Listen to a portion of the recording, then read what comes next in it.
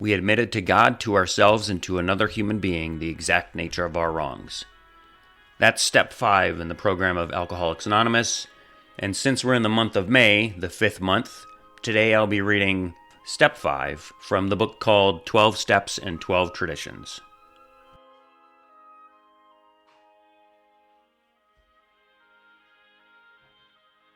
Page 55 in the book 12 Steps and 12 Traditions. Step 5. Admitted to God, to ourselves, and to another human being the exact nature of our wrongs.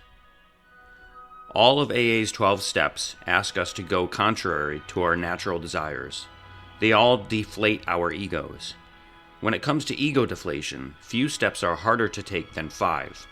But scarcely any step is more necessary to long-time sobriety and peace of mind than this one. AA experience has taught us we cannot live alone with our pressing problems and the character defects which cause or aggravate them.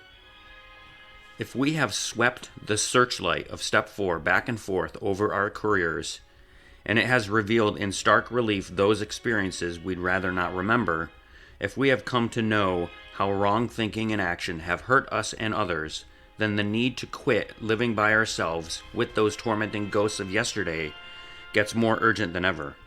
We have to talk to somebody about them. So intense, though, is our fear and reluctance to do this that many AAs at first try to bypass step 5.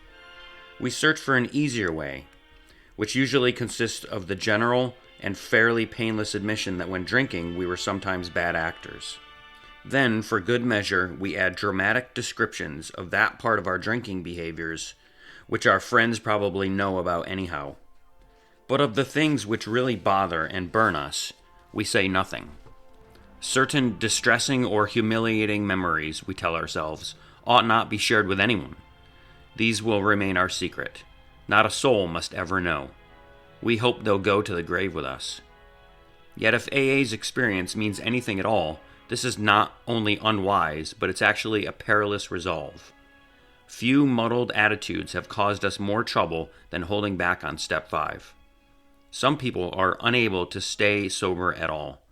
Others will relapse periodically until they really clean house. Even AA old-timers, sober for years, often pay dearly for skimping this step. They will tell how they tried to carry the load alone, how much they suffered of irritability, anxiety, remorse, and depression, and how, unconsciously seeking relief, they would sometimes accuse even their best friends of the very character defects they themselves were trying to conceal. They always discovered that relief never came by confessing the sins of other people. Everybody had to confess his own. This practice of admitting one's defects to another person is, of course, very ancient.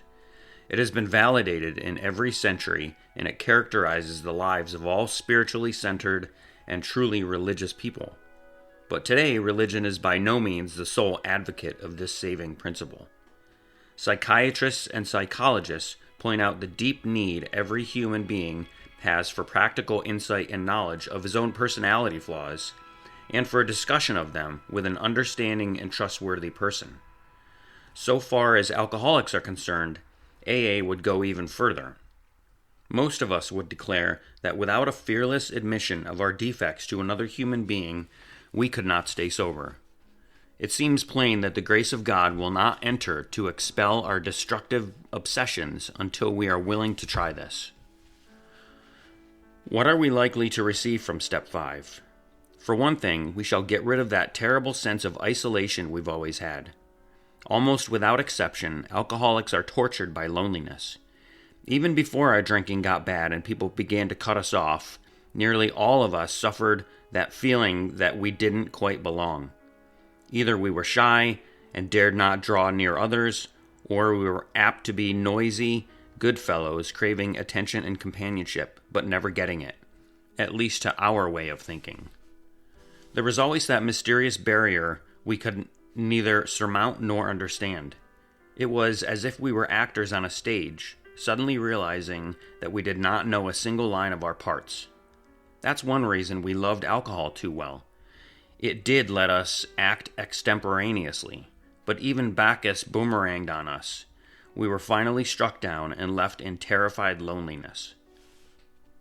When we reached AA, and for the first time in our lives stood among people who seemed to understand, the sense of belonging was tremendously exciting. We thought the isolation problem had been solved, but we soon discovered that while we weren't alone anymore in a social sense, we still suffered many of the old pangs of anxious apartness. Until we had talked with complete candor of our conflicts and had listened to someone else do the same thing, we still didn't belong. Step 5 was the answer. It was the beginning of true kinship with man and God. This vital step was also the means by which we began to get the feeling that we could be forgiven, no matter what we had thought or done. Often it was while working on this step with our sponsors or spiritual advisors that we first felt truly able to forgive others, no matter how deeply we felt they had wronged us. Our moral inventory had persuaded us that all-around forgiveness was desirable, but it was only when we resolutely tackled Step 5 that we inwardly knew we'd be able to receive forgiveness and give it too. Another great dividend we may expect from confiding our defects to another human being is humility, a word often misunderstood. To those who have made progress in AA, it amounts to a clear recognition of what and who we really are, followed by a sincere attempt to become what we could. Therefore, our first practical move toward humility must consist of recognizing our deficiencies. No defect can be corrected unless we clearly see what it is, but we shall have to do more than see. The objective look at ourselves we achieved in Step 4 was, after all, only a look. All of us saw, for example, that we lacked honesty and tolerance, that we were beset at times by attacks of self-pity or delusions of personal grandeur. But while this was a humiliating experience, it didn't necessarily mean that we had yet acquired much actual humility. Though now recognized, our defects were still there. Something had to be done about them, and we soon found that we could not wish or will them away by ourselves. More realism, and therefore more honesty about ourselves, are the great gains we make under the influence of Step 5. As we took inventory, we began to suspect how much trouble self-delusion had been causing us. This had brought a disturbing reflection. If all our lives we had more or less fooled ourselves, how could we now be so sure that we weren't still self-deceived? How could we be certain that we had made a true catalog of our defects and had really admitted them even to ourselves? Because we were still bothered by fear, self-pity, and hurt feelings, it was probable we couldn't appraise ourselves fairly at all. Too much guilt and remorse might cause us to dramatize and exaggerate our shortcomings. Or anger and hurt pride might be the smokescreen under which we were hiding some of our defects while we blamed others for them. Possibly, too, we were still handicapped by many liabilities, great and small, we never knew we had. Hence, it was most evident that a solitary self-appraisal and the admission of our defects based upon that alone wouldn't be nearly enough. We'd have to have outside help if we were surely to know and admit the truth about ourselves, the help of God and another human being. Only by discussing ourselves, holding back nothing, only by being willing to take advice and accept direction could we set foot on the road to straight thinking, solid honesty, and genuine humility. Yet many of us still hung back. We said, "Why can't God, as we understand Him, tell us where we are astray? If the Creator gave us our lives in the first place, then He must know in every detail where we have since gone wrong. Why don't we make our admissions to Him directly? Why do we need to bring anyone else into this?" At this stage, the difficulties of trying to deal rightly with God by ourselves are twofold. Though we may at first be startled to realize that God knows all about us, we are apt to get used to that quite quickly. Somehow, being alone with God doesn't seem as embarrassing as facing up to another person. Until we actually sit down and talk aloud about what we have so long hidden, our willingness to clean house is still largely theoretical. When we are honest with another person, it confirms that we have been honest with ourselves and with God. The second difficulty is this. What comes to us alone may be garbled by our own rationalization and wishful thinking. The benefit of talking to another person is that we can get his direct comment and counsel on our situation, and there can be no doubt in our minds what that advice is. Going it alone in spiritual matters is dangerous. How many times have we heard well-intentioned people claim the guidance of God when it was all too plain that they were sorely mistaken? Lacking both practice and humility, they had deluded themselves and were able to justify the most arrogant nonsense on the ground that this was what God had told them. It is worth noting that people of very high spiritual development almost always insist on checking with friends or spiritual advisors the guidance they feel they have received from God. Surely then, a novice ought not lay himself open to the chance of making foolish, perhaps tragic, blunders in this fashion. While the comment or advice of others may be by no means infallible, it is likely to be far more specific than any direct guidance we may receive while we are still so inexperienced in establishing contact with a power greater than ourselves. Our next problem will be to discover the person in whom we are to confide. Here we ought to take much care, remembering that prudence is a virtue which carries a high rating. Perhaps we shall need to share with this person facts about ourselves which no others ought to know. We shall want to speak with someone who is experienced, who not only has stayed dry, but has been able to surmount other serious difficulties.